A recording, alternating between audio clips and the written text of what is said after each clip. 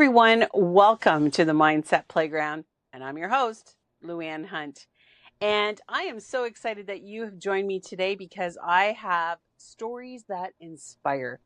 And today I have a very inspirational story from a good friend of mine who is all the way from Alaska, if you can believe it. So I'm pretty excited about this show.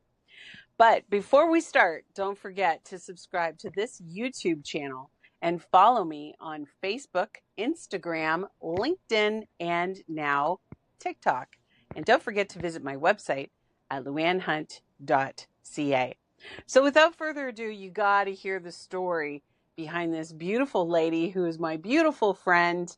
Her name is Sarah, and as I said, she comes all the way from Alaska. Sarah, how are you doing today? I'm doing great, Luann. Thank you so much for having me. I'm flattered. Oh, are you kidding? Your work is just so beautiful. I can't wait to share it with the audience. So, first of all, when I look at your website, the first thing that it says is that you were raised among the rain and trees of Sitka, Alaska.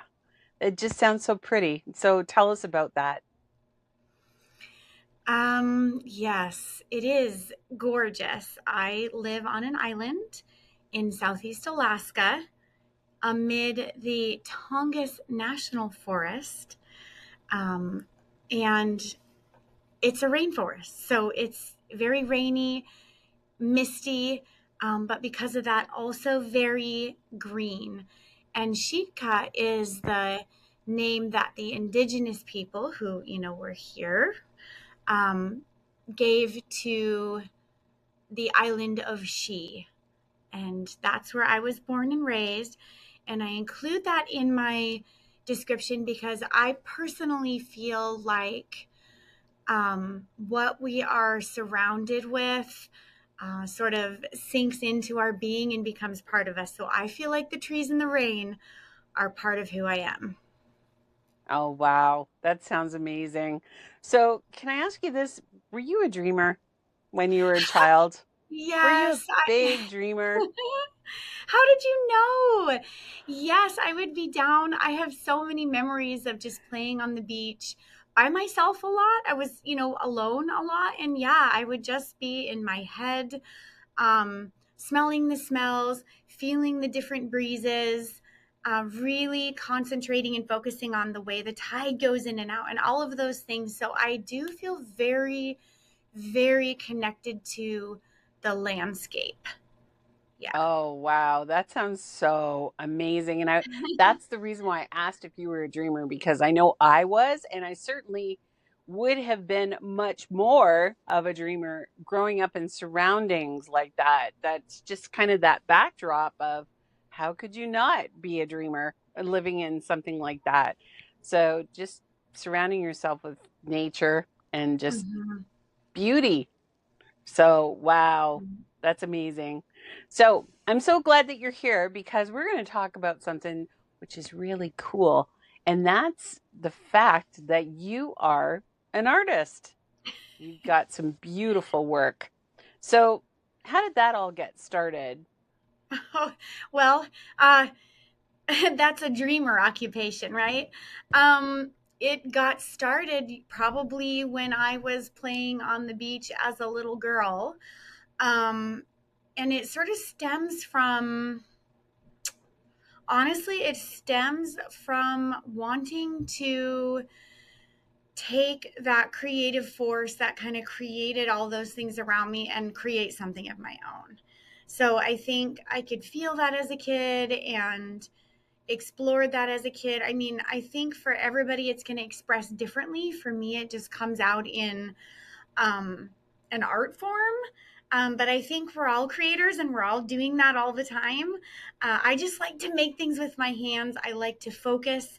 I'm very detail oriented. So I enjoy the process of putting a lot of time into something.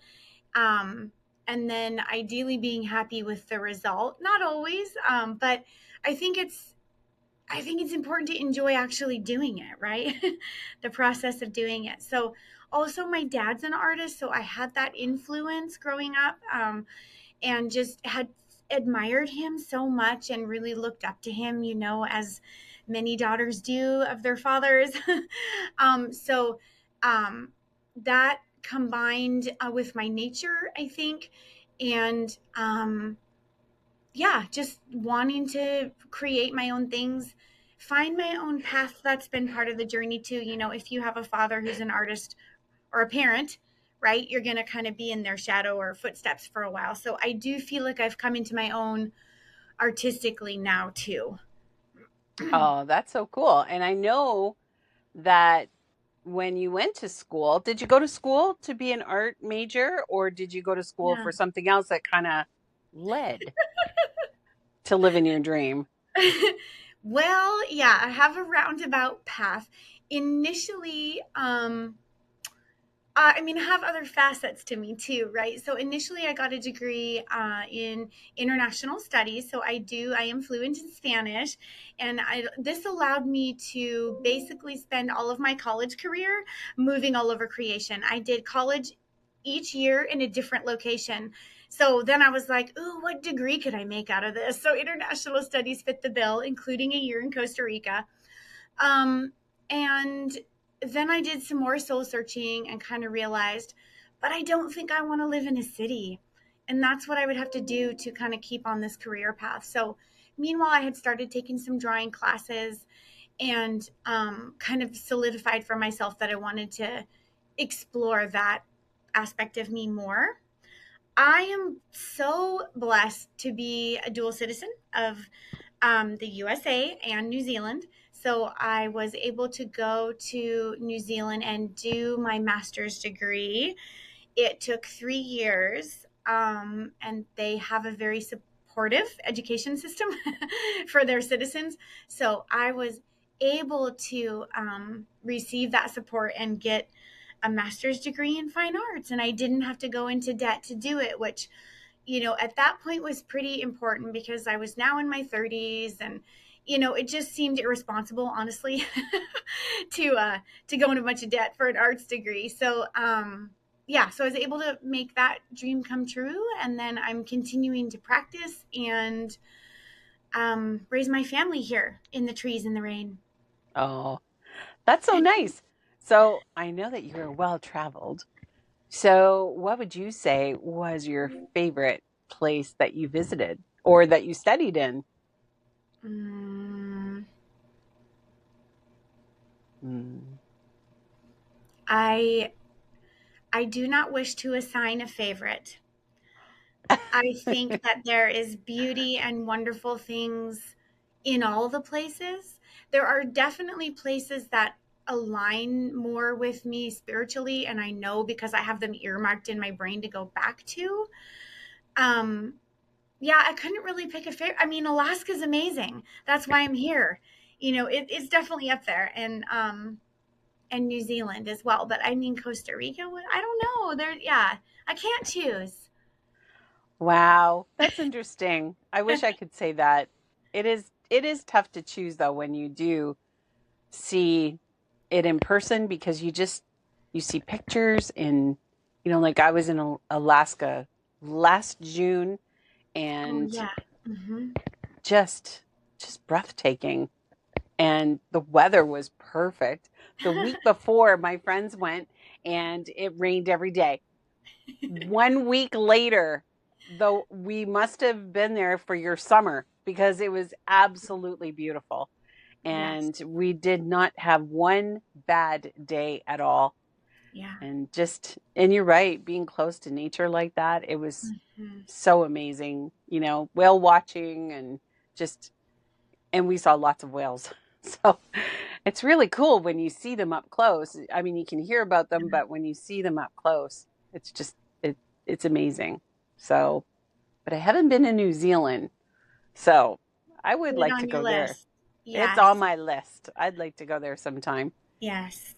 So now, while you decided, or was it in New Zealand that you started doing this special work of art that we wanted to talk about today? Was that I did. So I majored in painting and printmaking, but we actually didn't do any paper cutting. I didn't discover paper cutting until I got back So we decided we wanted to have our own family. So after 3 years in in New Zealand, we decided to come back to Alaska because it's where all my family is. And um, I grew up with all my cousins and extended family around, and I wanted that for my kids. So that's another blessing that I have. Being here is lots of support. So I came back and I took this class with the amazing Nikki McClure. She is a famous paper cut artist, and the Sitka Fine Arts Camp offered a class for adults with her. And I took the class and I just felt like, okay, this is my medium. I had tried as an artist, you have to make your own way and find what's your thing and what really resonates for you and makes sense for the way your brain works and all of those things. So all of the experimentation up to that had sort of helped me recognize that it was a medium that really works for me and that I really enjoy doing. So can you tell us what this paper cut, can you kind of explain it, like what it is? Yeah, yeah, it's pretty simple. It is cutting paper. You take an X-Acto knife, or some people use scissors. There's all different. It has actually quite lengthy history in Japan, and um, is has sort of, I guess, evolved, if you like. I think traditionally was done with scissors. I use an X-Acto knife, and I draw an image, so it's on a black piece of paper, and then I take my X-Acto knife and I cut out all the negative space. So you have to think sort of negatively, I guess. So in that way, it's like block printing or printmaking. It's kind of the same way of approaching work versus painting is more blending. This is more layering. Okay. Yeah, creating layers to create an image, basically. Did So that remember when we were kids and we used to like take a piece of paper and we would like fold it, like say 3 or 4 times, help? and Yeah, then we would cut like little shapes out of that piece of paper, yeah, and then we would open it up and it looked like a yes, snowflake. yes. Is that sort of something like it? Yeah, basically, I mean, yeah, if you want to boil it down to its very basic form, yes.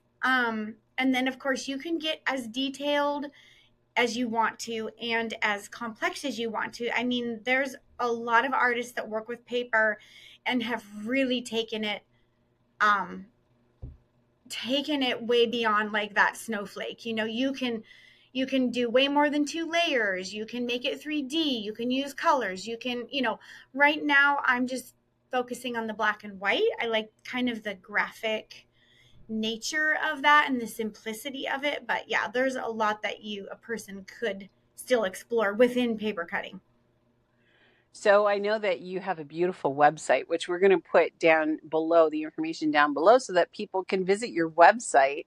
And there's one of the examples that I have up here is a hero's journey in the Alaskan wilderness with Yes. the dog and everything.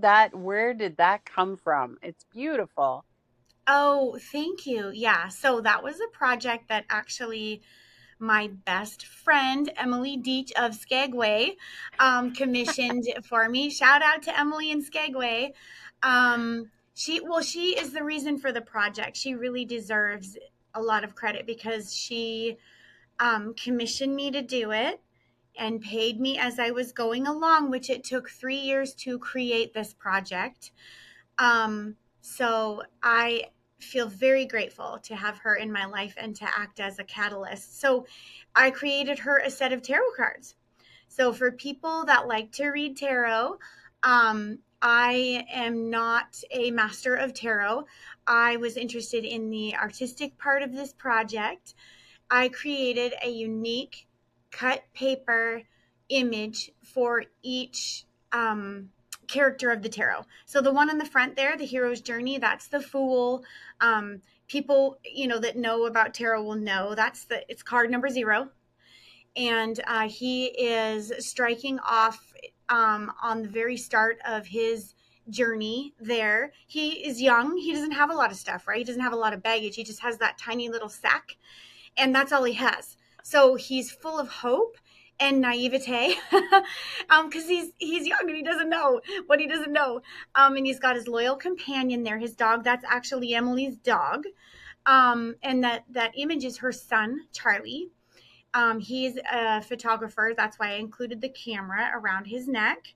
And the white rose is for sort of purity, or really it symbolizes that pure kind of state when you are just really idealistic and young, and you're kind of starting out, and you just you don't know what you don't know. So that's what the Fool is about, and that's my card, the Fool. And I'm glad you asked me about that one, because that's one of the ones I do know quite a bit about. Some of the others are not at the front of my mind. So yeah, the project took 3 years. And I created it in collaboration with Emily. So I would do like an initial drawing, and then just text her and be like, what do you think of this for the lovers, say, or whatever. And she had ideas of people she wanted in the deck, how she wanted things to look. And she's got a great eye, honestly. So she was able to help me with even the visual process, and I'm not deterred by that at all. I guess I'm not an artist that approaches it like, I have to have the be all and end all, and I know everything. I personally enjoyed having somebody else to like create with and for. So yeah, Yeah, that was the project. well, it's absolutely gorgeous. And I would encourage anybody who's watching this or listening to this show to make sure that you log on to just so Sarah at Mhm. or .com, Yep. and it's under her about page. So it's pretty amazing. And like I said, we're Yes. going to have all the information below so that you can check it out. But her work is amazing. So now Yeah. from here, so we Mhm. kind of went into, so now that you're doing all this beautiful art, you kind of went into the whole personal development side of things. That Maybe is you were already in it, I but was already in it. Yeah. yes. I have always been that person, Luann. Like I expect that you have been. I mean, through high school, I've always just kind of been a seeker, always reading the things, and I mean everything from Carlos Castaneda to, I mean just devouring material on spirituality and developing the self. So yeah, I've always been interested in that as a way of improving myself and just kind of exploring the world. Um, yeah. I didn't really get much into it until my later teens, I would say. So, like 19, maybe early 20s, when I started working out and getting into, the yoga and getting into meditation and things like Mm-hmm. that. But I didn't, to be honest with you, I didn't know that it was personal development. So as you kind of Mm-hmm. go through life and you're doing these things and you're meditating and you're, trying to manifest or trying to figure out what it is that which way you want to go, it wasn't until, of course, like many others, The Secret. It was The Secret Mm. Yeah. that put all the pieces together for me. So Yeah. that's what I've been studying, Yeah. and Yeah. then it just makes you want to study that much more. So, in my opinion, and I'm guessing. So, what kind of things would you say? How has your life changed, or how did it affect you, your personal development journey? What Ooh. changed for you? Whew. Gosh, so many things.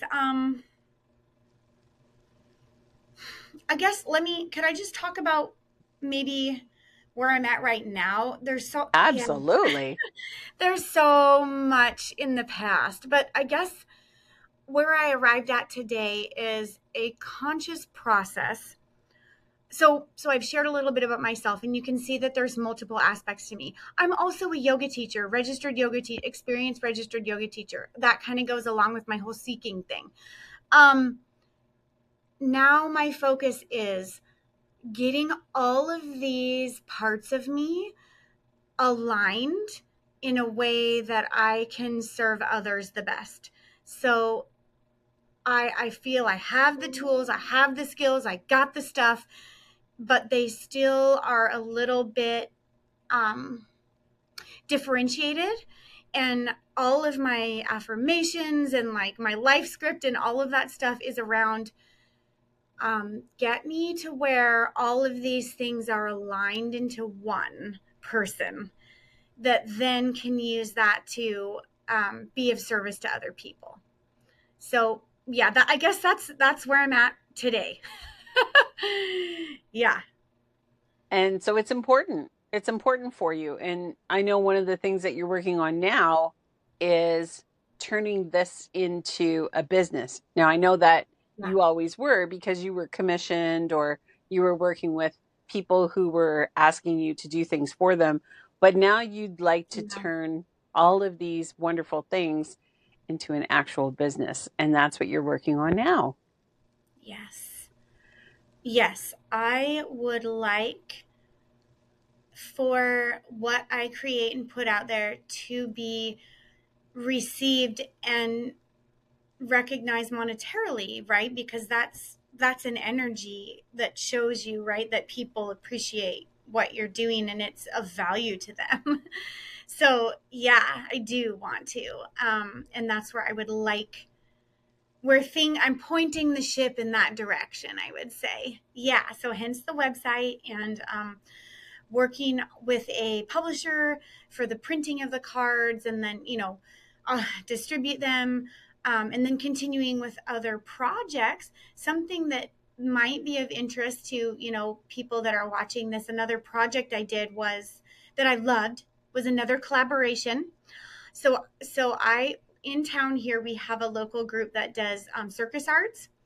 And for one of their shows, it was actually the Jungle Book. I created sets that were behind the performers that were moving. So here I was on a projector and I was like old school moving all the pieces around and it was projected behind the performers.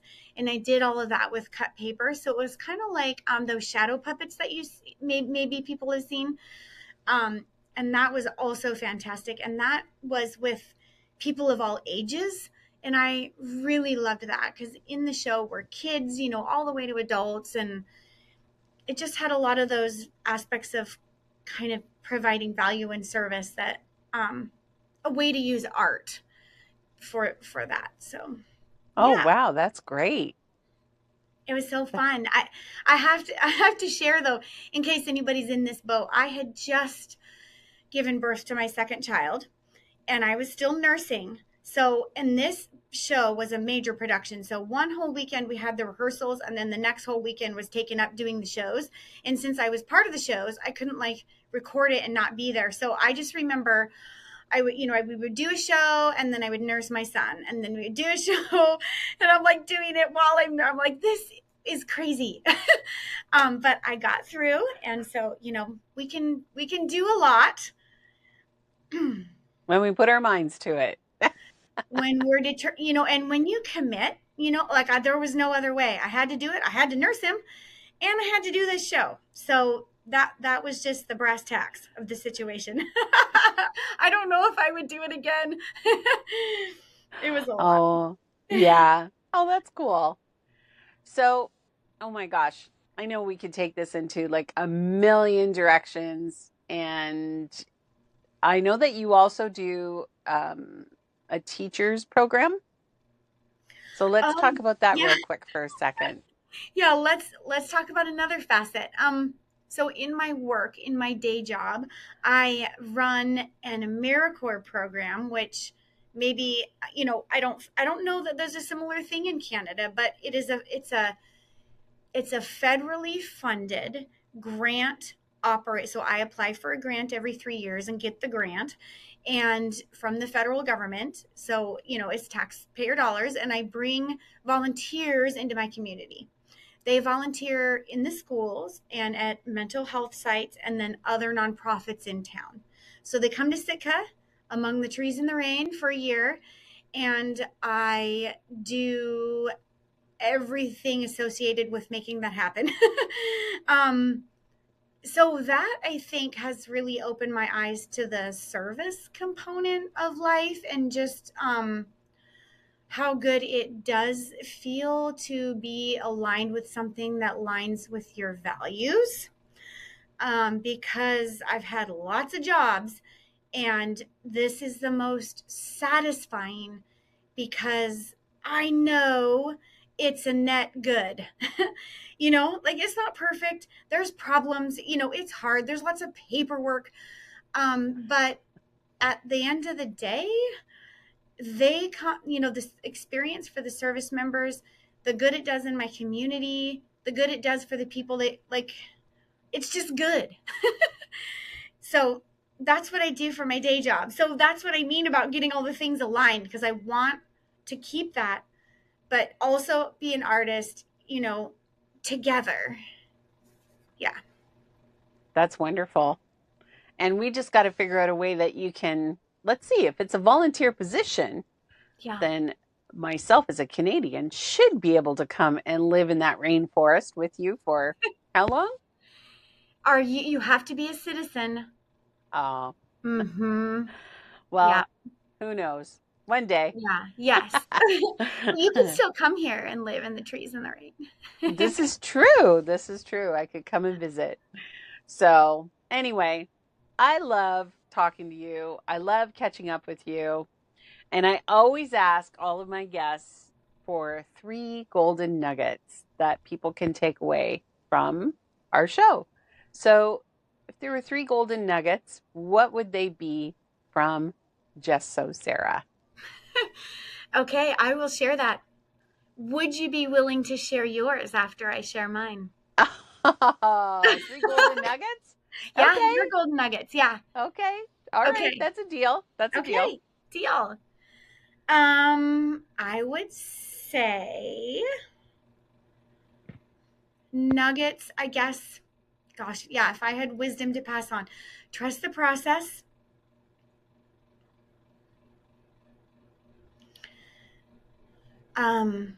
Life is about the decisions you make, and trust your intuition.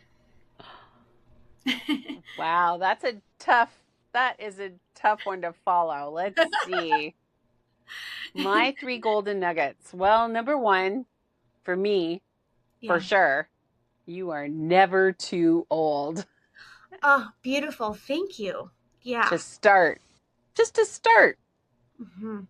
And number 2 would be just start, because nothing gets accomplished if you're not going to try, if you're not going to start it. And my number 3 would be always watch the Mindset Playground for a daily dose of positivity. How's that? Great. All right, Sarah. Well, as always, I always have so much fun with you. We'll put all of your information in the description below this video, and I appreciate you so much.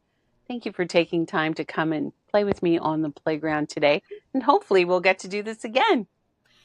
Thank you so much, Luann, for having me. I'm just so grateful I met you, and you're wonderful. Oh, and so are you. Anyway, thanks again. Bye.